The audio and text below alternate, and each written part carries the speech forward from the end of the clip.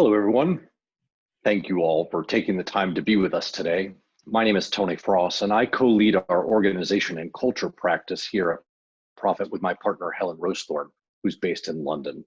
With me today is Mike Welch, member of our O&C leadership team and one of the driving forces behind the thinking we'll be sharing today. Mike, please say hello so people can tell our voices apart. Hello. Thank you. And also joining us today is Jessica Modrall, VP of orgvue, a software as a service platform that we use and you can use too for organization design and workforce planning. Jessica, please say hi so people can tell our voices apart as well. Hello. Thank you. Before we jump into the heart of our presentation, I wanted to quickly provide a little context for those of you who might be unfamiliar with Profit. We're a small global management consultancy focused on helping our clients to grow and transform. We have 4 focus areas: brand and activation, marketing and sales, experience and innovation, and organization and culture. We'll be talking a little bit about our human-centered transformation model, which is at the heart of our practice, in a few slides. But at the highest level, our organization and culture practice often helps clients answer 4 key questions. How might we define and harness a compelling purpose to drive our performance? Meaning, how might we help our employees know their work truly matters so that they're more likely to feel in a state of flow throughout the year? How might we develop a culture that thrives on change? Meaning, how might we stop the constant waves of change management in favor of having a workforce that enjoys constant and iterative adaptation? How might we build and sustain the capabilities we need to win in the digital age? In other words, truly be the master of our digital first present, be able to iteratively develop successful digital experiences, products, and services. And finally, how might we transform our organization to power growth? In other words, be able to stop outsourcing innovation activities to consultants and agencies because we have the people, processes, and technology to do it ourselves. So that's a little bit about Profit and our organization and culture practice and what we like to work on.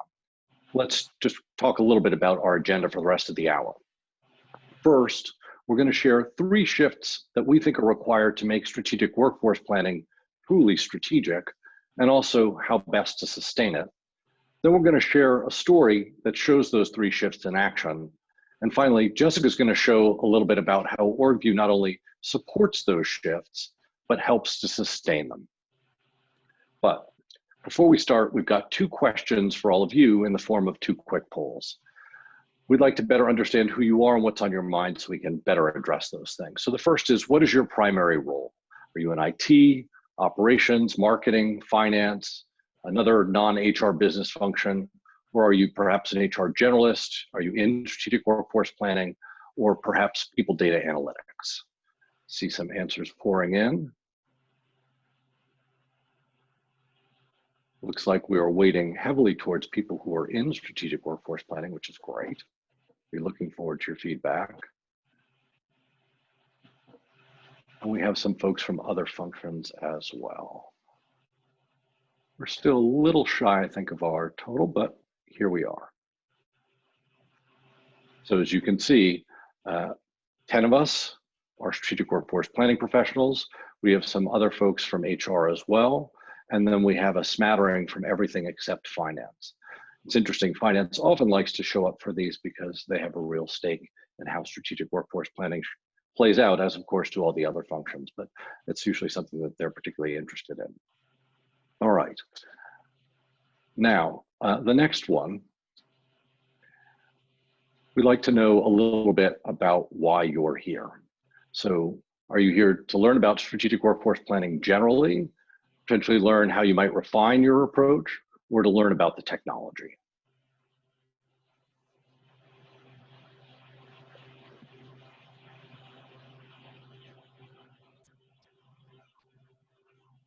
Interesting.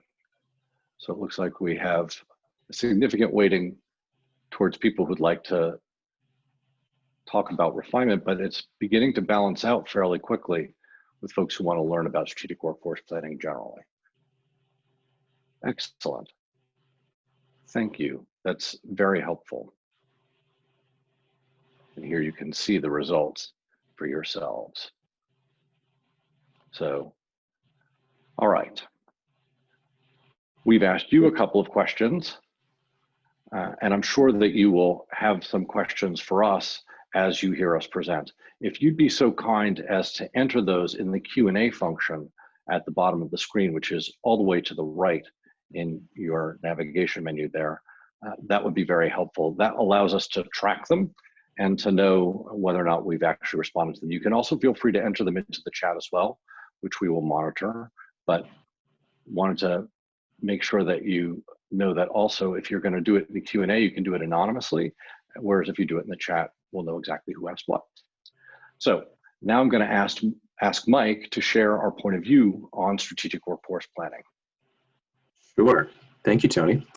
So good morning, good afternoon, good evening, everyone. At Profit, we help clients manage transformations of all stripes, but Tony and I are particularly focused on digital transformation. And I often like to say that the irony of digital transformation is that more often than not, technology is actually the easiest part. In reality, it's transforming the way that humans work that's the most challenging. But it's also the most rewarding in terms of creating a competitive advantage with digital. And if anything, I think this pandemic has just underlined that point for all of us. If we think about the changes that companies, both B2C and B2B, have had to implement over the past few months, enabling digital selling, digital marketing, remote working for the mid and the back office, that's all about digitizing the way that humans actually work. And so making our talent more effective has been a huge part of that.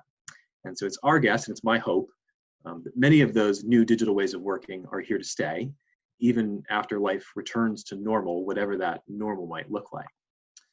But since long before COVID-19, there's been quite a bit of research on that link between investments in talent and the commercial performance of the business. Those investments contributing to higher revenues, stronger EBITDA, more loyal customers. But research from Jessica and the orgvue team actually shows that fewer than half of the organizations that they surveyed said that they were confident that they had the right people doing the right work as of last year. So we believe that even today, talent remains a real untapped growth engine for many businesses. But part of tapping that growth opportunity means changing the way that we think about talent planning. And in many organizations, the current approach uses the lens of the present to plan for the future. I think solely in terms of headcount, using historical data to inform talent forecasts. It's optimizing within functional silos, not the organization as a whole. And so this approach is actually fine if you expect that the future will look more or less like the world today.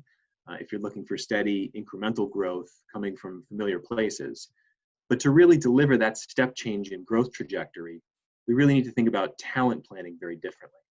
And so we think that requires 3 shifts, in our opinion. The first is anchoring talent planning in a real strategic vision. We'll talk about that.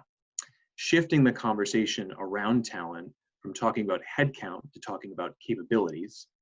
And then third, thinking about the enterprise in addition to the needs of individual functions or divisions. So on that first shift, much of the work that we do with clients at Profit starts with a clear strategy. And that's true whether we're talking about reimagining a customer experience, repositioning a brand, even building a technology roadmap. We always need a real clear vision of both where we want to play and then how to win. That's the strategic part. And talent planning really is no different. It needs to be anchored in a very strong vision of where the organization's going. And I'd say that's especially true if where we're going is very different from where we've been. So looking 1, 2, 3 years out, many companies are going to need very different capabilities from those that have historically helped them create value in the past. So I know it may sound rather obvious, but being very clear on the strategy is fundamental. It's a fundamental starting point for strategic workforce planning. Now, I just mentioned capabilities, and this is a second major shift that we see. To realize the ambition of pretty much any strategy, organizations are going to need new human capital. Hopefully that's not news to anyone on this call, and it's likely a reason that many of you have joined us today. But talent isn't all they need. Companies need to make investments in technology, improve processes, need new data, and all of that, people, process, technology, and data, has to work together. They all have to be pulling in the same direction. So what we often coach clients to do is before they start planning investments in headcount, to think in terms of capabilities. So a great example of this is advanced analytics. It's a very, very big topic for a lot of our clients. That may be critical to delivering the strategy over the next 3 years, but before they go out and hire a team of data scientists, do they have the right technology infrastructure to support that analysis? Do they have the volume and variety of data that they're going to need? Do they have enough work to keep that team busy and engaged? There's lots of questions here.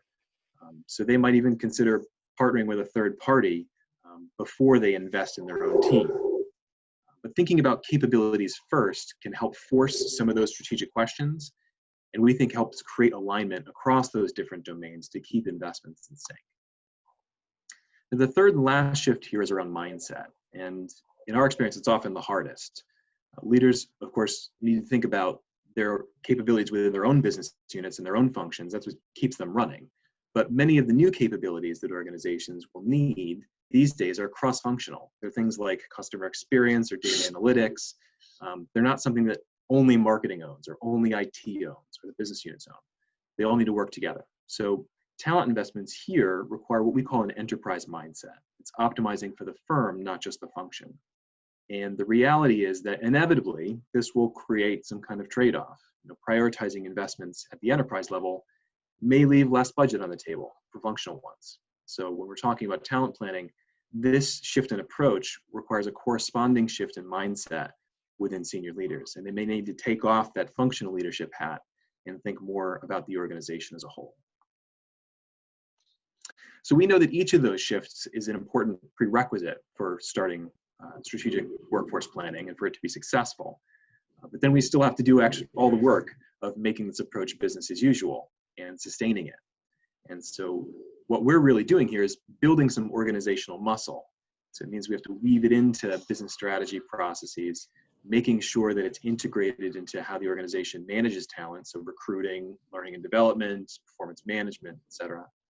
And like nearly all capabilities these days, it thrives on data, right? So it needs to be supported with the right technology tools and the right information. And so Jessica, looking at you, I'm very curious, as a platform provider in this space, helping companies raise their game in strategic workforce planning, what are some of the common challenges that you see companies running into in your experience? Yeah, Mike, I think it really echoes what you've been saying. The challenges we see in operationalizing this are really in two areas. First, I think for most organizations, it's a new discipline. So most companies don't have an effective forward-looking workforce planning process. Right? Headcount planning may exist as a part of budgeting, may occur once in the year, and the process of then creating and sustaining a position-level plan may only exist in pockets of the organization, but not at a sort of broader level. And this kind of points to the second challenge, that fundamentally an effective workforce planning process actually requires joint ownership between finance and HR.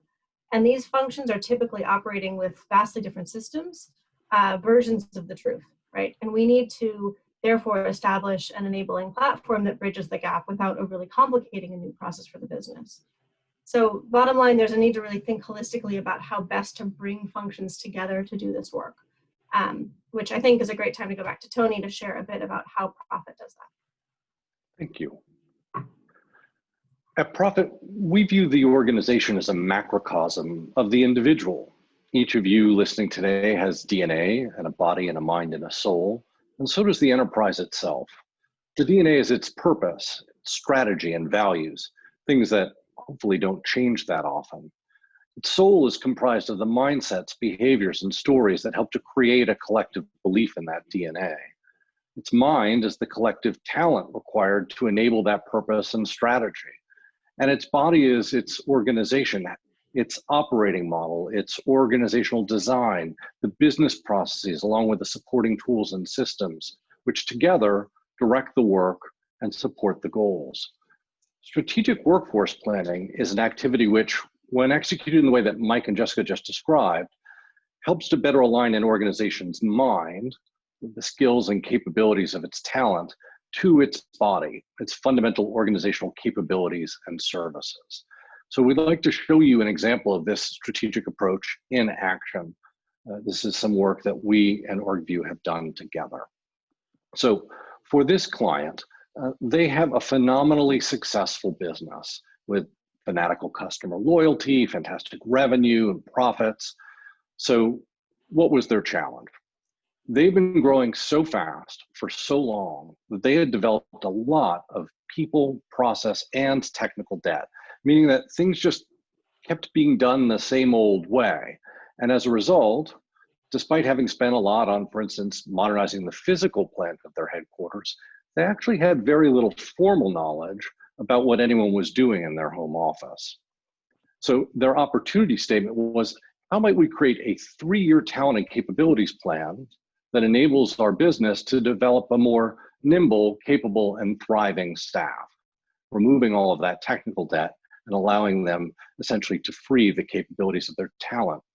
Now, we think that smart strategic workforce planning actually looks like a combination of business modeling and business architecture and workforce planning, because first, you have to define what exactly a department does and should do in the future before you can define the talent that they need and the capabilities that they might be missing today. So our first step was to set the platform for the engagement. And we did that through a 2-day vision workshop where the leader of the overall transformation and the leader of each of the transformation sub-work streams, which were for people, process, and technology, came together with their sponsor. And first, we helped them to build a shared fact base and agree what were the most important facts necessitating the transformation. And then we helped them to build an opportunity map connecting all of their opportunities together. And from that opportunity map came the vision statement that I shared a moment ago. That was our DNA to guide the people and capabilities transformation work stream. After we had defined capabilities and services catalogs for each function, we engaged roughly 2,000 people in their staff with a survey using the orgvue platform to better understand 3 things. 1, how work at headquarters was being delivered. Secondly, how they were stewarding the resources to do that. And finally, how staff were feeling about the work itself. And these insights later helped the functional leaders identify capability building opportunities across the business, not just within their departmental silos. It also helped the leadership team for each department to establish a 3-year vision for where their function needed to evolve to continue to add value for the business. Now, having set that vision for each function, we were then able to move on to defining and prioritizing the capabilities that they're going to need going forward in the next 3 years. And one of the keys that we think is often overlooked in this process is gauging where in the life cycle a capability is and should be, using a fairly simple maturity model, bucketing them into explore, build, run, and refine categories. If the capability is not core to the business yet and it's new, it's something they might want to be exploring. If it's new, but they've decided it's core, they need to invest and build it. If it's core and established, it's obviously part of run the business. But of course, over time, those things start to wane in value and they need to be refined or potentially outsourced. So this model drives leaders to consider, how often are we consciously and proactively exploring what new capabilities we might need that will prove valuable in the future? How good are we at identifying which of those are going to be core to the business to scale them? Are we consciously re-reviewing our core run the business capabilities to ensure that if value is waning, that we're looking how to digitize those capabilities and services or remove them from the core in some other way? This process is essentially necessary to keep the body of your organization, your operating model, your organizational design healthy. It's also necessary to maintain the health of the mind of the organization, to guide workforce planning, talent acquisition, and talent development. So you're not just hiring the people you needed yesterday. And to ensure that you're planning both for the acquisition of talent as well as the growth within the talent you have today of each type of competency your workforce needs to develop over time. Particularly in digital transformation, we find that a lot of our clients have so neglected growing the core skills of today that it suddenly becomes time for some sort of huge digital education program. Doing this kind of work consciously can help you get in front of that. Now, with prioritized capabilities for each function, we were able to look for areas of convergence across the enterprise and then make recommendations for where rolling up capabilities across functions might make sense. And then to develop roadmaps for talent acquisition and learning and development in the coming years. Now, I should mention that we started this work last year in 2019, and it continued into this year. and the pandemic hit. So I want to address that. We were 2 months away from our planned date originally, for our original plan completion. However, we didn't stop the work. We completed the future state strategy work, but we were also able to pivot and use all the data we had gathered using the orgvue platform to help our client redeploy staff across the business and ensure everyone continued to be engaged in meaningful work despite the inevitable business disruption. And it was only because we had the first ever picture of exactly how many FTEs were decked against every capability and service, including contractors, that we could identify, for instance, contractor hotspots and therefore opportunities to redeploy staff into valuable roles. So what are the outcomes of this? A lot of benefits on this slide. I'm just going to focus on 4. So the first is they now have a deep understanding of the work of headquarters and the effort required to deliver all of that work across all of their 2,000 staff. They have a consistent and 3-year vision across all of their functions, and they understand the trade-offs and investments required to achieve that vision. In fact, I just got an email the other day from the head of innovation talking about how he was looking at that for his 2021 planning. And prioritized set of capabilities that will drive the most value for the enterprise, and of course, a 3-year workforce planning roadmap. Okay, so that was a lot of sharing on our end. We'd be curious to know now a few more things about the folks in the audience today, and we have 3 more questions for you. So the first is, have you executed strategic workforce planning before? And if you did, was it considered successful, somewhat successful, not at all successful, or maybe you haven't done it yet?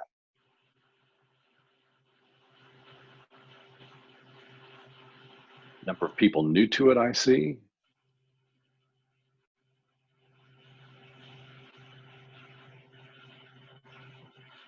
A lot were new to it. Interesting.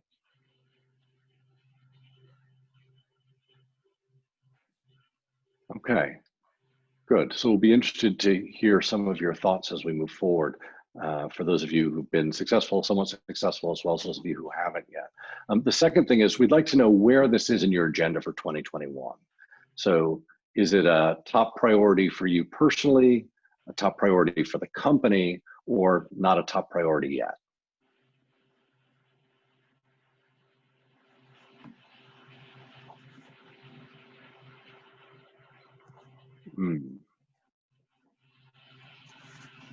So for most of you, that looks like this is in fact a priority for you or your company. Thank you. Okay. Some of you are getting ahead of the curve. It's not a priority yet. And the last one is, now that you've spent some time thinking about this, or you've done it before, where do you see challenges in your organization? Is it around a lack of vision and strategy to ground your workforce planning? Is it the lack of an enterprise mindset? You're thinking in functional silos, or you're not yet thinking in terms of capabilities, you're still focused on headcount, or is it a lack of systems and data?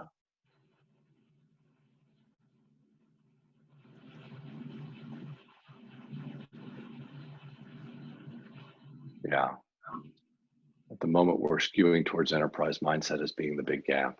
Yep. Very common. You see that too, don't you, Jessica? Yeah.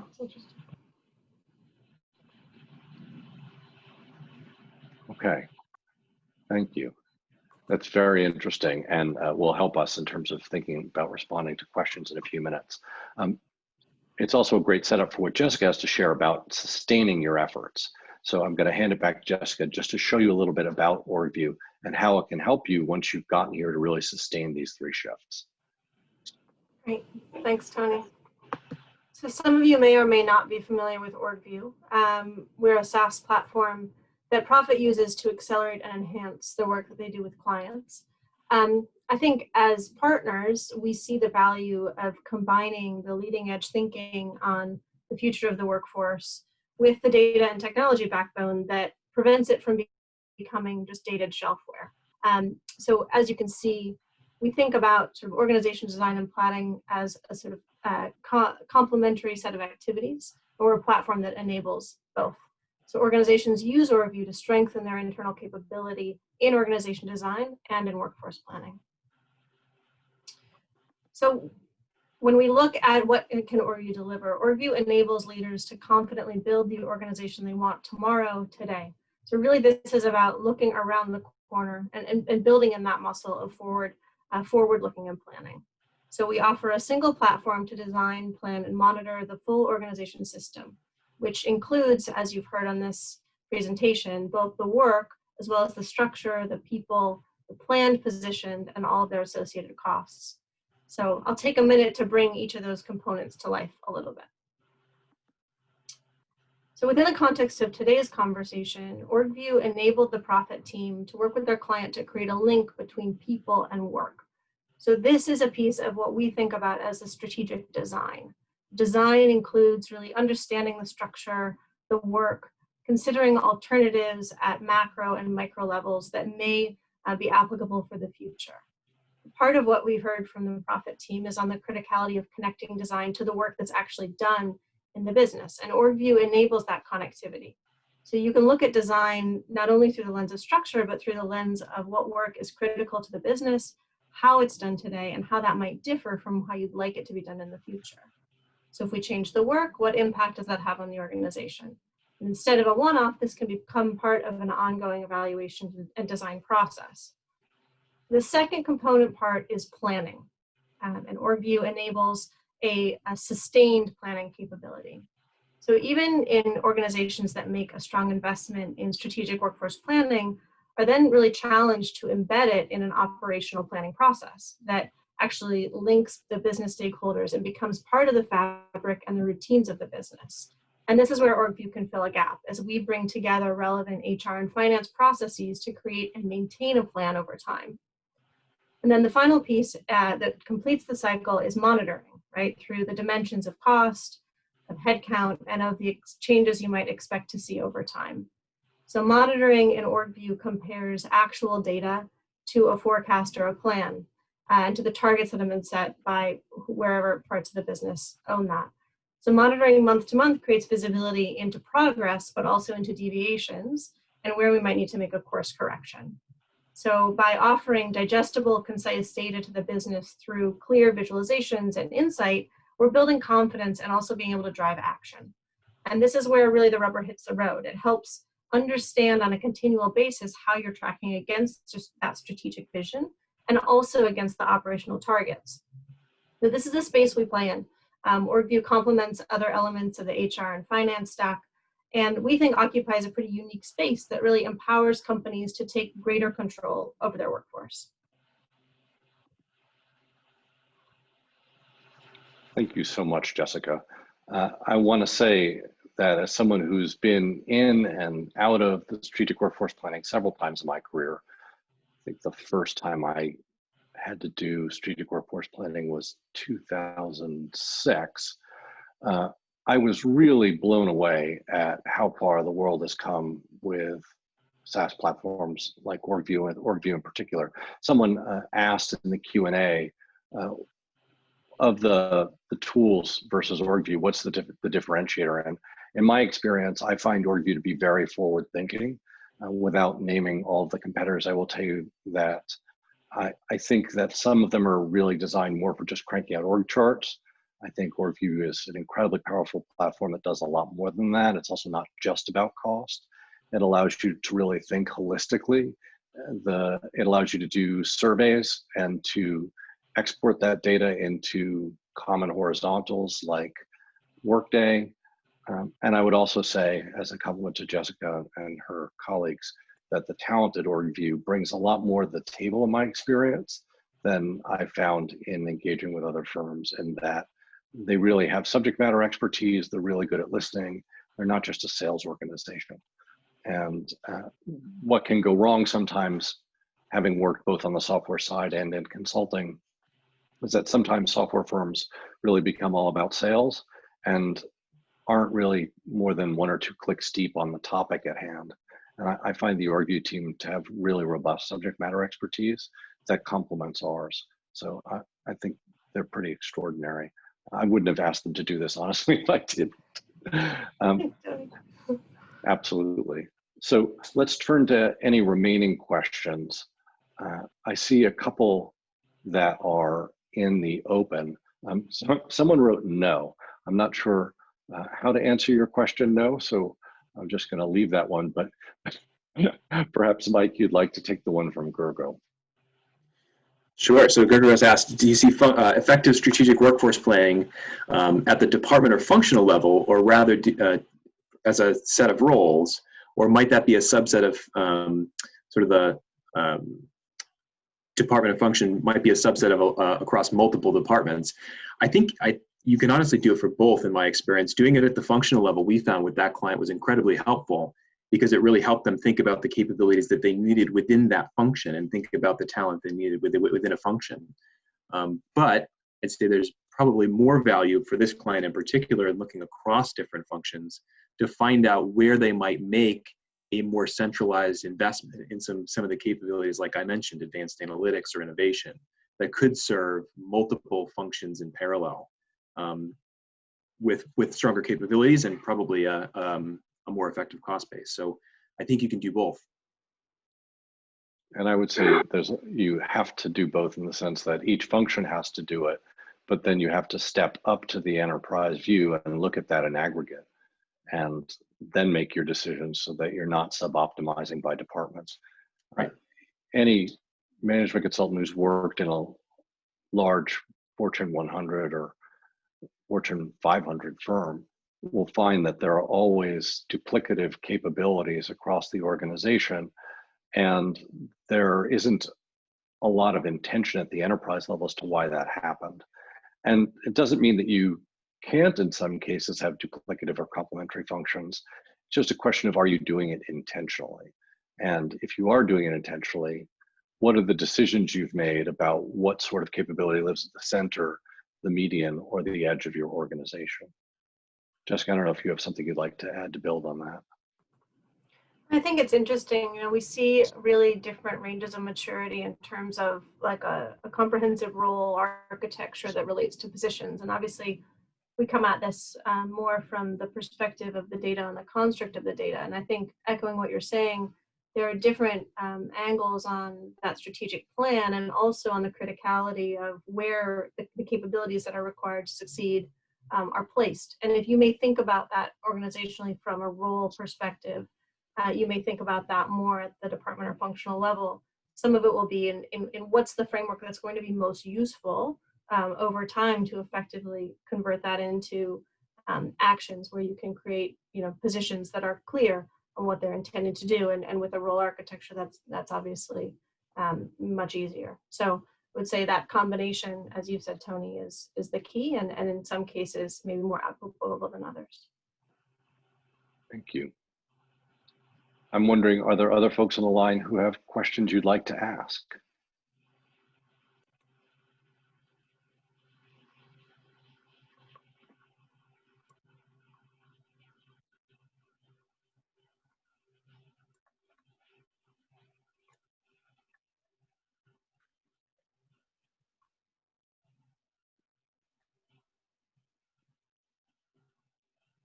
Not a one.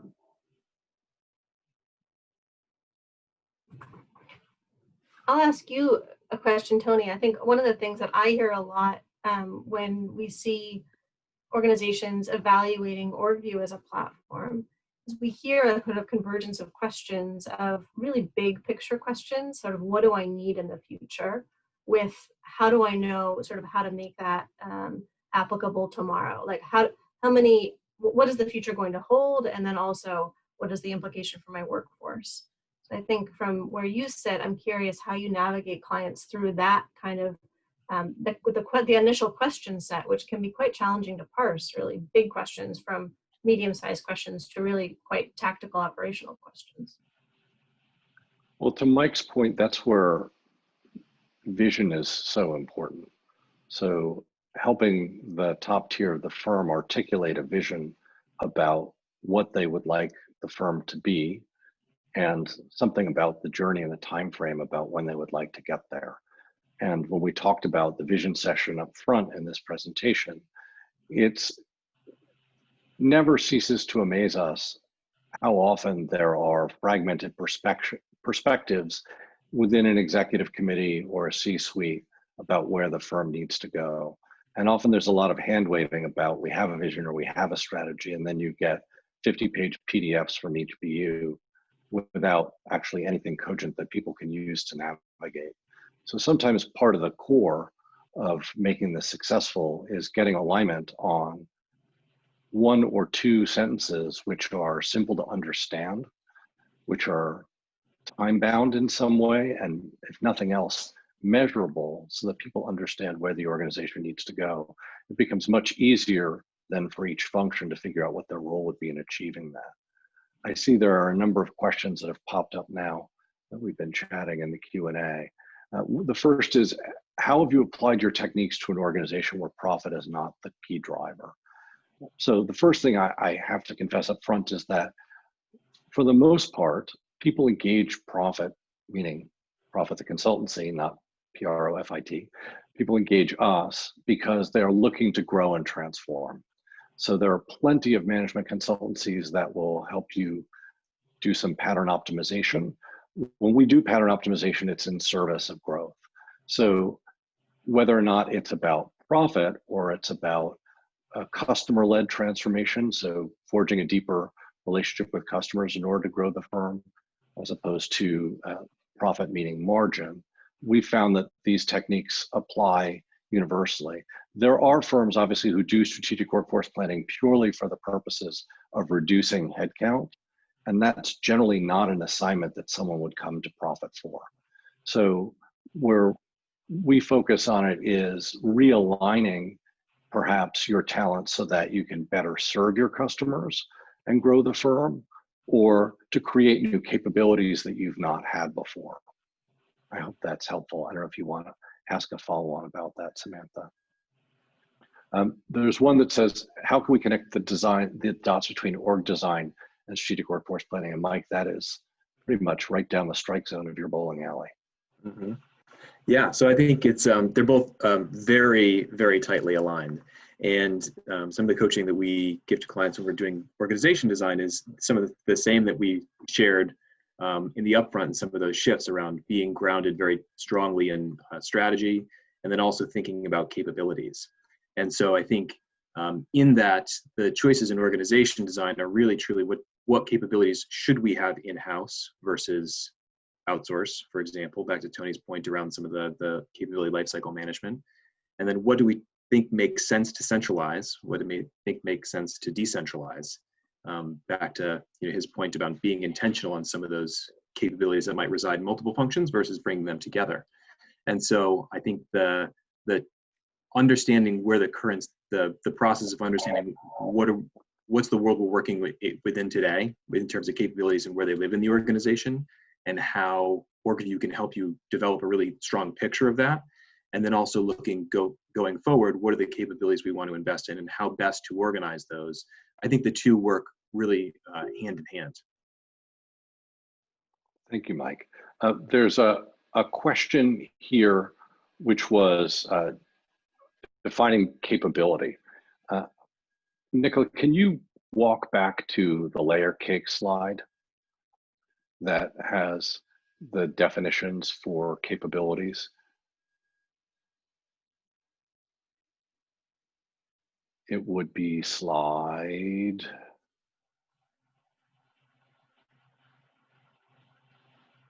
18, if you can. So we think maybe that's not possible. Oh, Mike needs to do it. Mike, can you go back to 18? Sorry, I thought Nicola had control of that. All right, so it's a great question, and a lot of people ask for this slide. So we think of individuals as having skills and competencies. We separate that from capability. We use skills and competencies that then go up to roles. So what are the skills and competencies we need for this role? Those roles allow me to deliver one or more services within the organization. So that's a discrete action or effort that describes work being done for a stakeholder group. And those services aggregate into functional or strategic enterprise capabilities. So everybody has their own nomenclature some people like to refer to individuals as having capabilities, and it's understandable. We reserve in our nomenclature capability for being an organizational thing. We talk about skills and competencies at the individual level. And so we can collect skills through this process and then aggregate them into roles or decompose roles down into sets of skills and competencies. And those then support services and capabilities. I hope that answers your question. If you have another one that you'd like to ask as a follow-up, please feel free. The next one was about perspective on capabilities and urgency around build, grow, and refine or acquire, et cetera. So if you could move, Mike, to, I think that's going to be 21. Yeah, there we go. So acquire is a great question, and that is a conversation that we have at the enterprise level with senior leadership usually. But in terms of mapping the urgency, do we look at it from a lens of long-term ROI?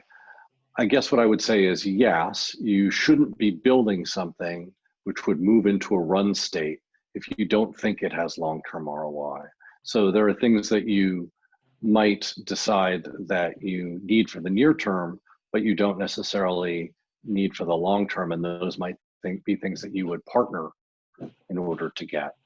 This particular capability matrix is really focused on trying to figure out how you should evolve capabilities that should be resident within the core capabilities of the organization. And if you don't think long-term ROI there, then obviously you're going to find yourself pretty far afield. One of the challenges sometimes in terms of speed is that occasionally it makes sense in order to either explore something or even as you're building to partner for that capability for a period of time until you're up to speed. And in fact, people often use Profit in that way. So for instance, in a lot of the digital transformations that we do, we stand up pods that have both profiteers and client resources in them until they've got a full, say, experience design organization or a digital product or digital experience development organization. And we try to build capabilities in their existing staff, even as they're recruiting and adding more until that build is done and they can move it into the run state without us. And there's one last question, which is, I just watched a webinar with orgvue and another consulting firm. Ooh, just kidding. And she says, I assume G might be he, says the product is exciting. What are other orgvue profits, if you can say that on a Profit webinar? I give you permission to name your other partners, Jessica. I know you love us. I could actually, I really am not in a position to rattle off. I will say that, you know, we operate as obviously a technology company. We are, I would say, best in breed in terms of what we're doing. We have other partners that work really on a range of types of client issues. And part of what the platform offers is a highly flexible, schemaless data structure. So our partners really are able to use the platform to enhance their go-to-market strategy and distinct methods and value prop. We also work with direct clients. So obviously we see great value in all of those channels to market. And I think it's with partners that we're able to really sort of showcase some of where we fit into, like I said before, the leading edge thinking that's out there, especially at the strategic end of the spectrum like today. So I honestly, I'm not punting. I don't have a list of those partners, but it is, I can dig that out. If you want to follow up, you can email. You can ask Jessica directly. Mike, can you roll back to the layer cake for a second? Extension 234761 has a question. So you said specific examples of difference between capability and competencies. So if you look at skills over on the right-hand side, you'll see data interpretation, which could be considered a skill or a competency. That's different than the functional capability of supply chain analytics, or perhaps an enterprise capability for business analytics and insights, or analytics and reporting. Does that help? 234761, yes, good. You're very welcome. And this slide will be in the slides that we distribute following the webinar, so you can download these. This one's particularly popular, I know. Considering the smallest unit of workforce planning as a skill, have you ever seen that level of granularity used in enterprise workforce planning? Yes. So, in fact, in the case that we just shared, one of the things that we did that we didn't bother to put into the presentation was we did decompose roles into skills, which feeds into the talent acquisition strategy. Mike, I don't know if you want to add a little bit about that. Sure. So part of that effort was to looking at individual roles and understanding what skills that those roles had today, but then also what skills they might need in the future. And I believe we captured a lot of that information through the orgvue platform, and we're able to roll up across the enterprise where some of those skills investments were going to be most needed and where we might target some of that going forward. Yeah, and I should also mention that for those of you who are going to undertake this, it must be acknowledged that this work will surface a lot of, shall we say, known but ignored elephants in the room. So when you do this, everybody knows that there's two competing functional capabilities that do X and Y. No one has addressed it. And so this then raises an opportunity for the leadership at the enterprise level to ask formally, is this something that we're doing on purpose? And is it something that we might want to change? And there are layers of change that you might consider. So you might simply create a community of practice to share the ways of working across those two different capabilities. You might actually begin to move them together to create an enterprise capability that serves multiple functions, but those are conversations that need to be had. The method for the initial skills audit, $1 million question. So, and it is a $1 million question. There are two ways to go at this. Sorry, that's really reductive. There are 4 ways to go at this.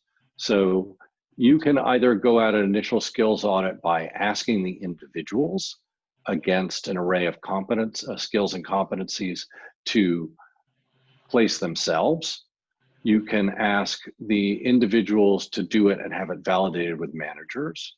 You can have managers do it and validate it with individuals, or you can have executives do it and validate it with no one.